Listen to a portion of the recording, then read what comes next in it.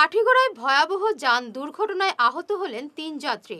একজনের অবস্থা আশঙ্কাজনক। ঘটনাটি সংঘটিত হয়েছে কাঠিগড়ার কাতিরাইলের ৬ নম্বর জাতীয় সড়কে। বলেরো পিকআপ ভ্যান সজোরে ধাক্কা মারে একটি যাত্রীবাহী অটোতে। অটোর ৩ যাত্রী গুরুতর আহত হন। একজনের অবস্থা আশঙ্কাজনক থাকায় শিলচর মেডিকেল কলেজ হাসপাতালে পাঠিয়ে দেওয়া হয়।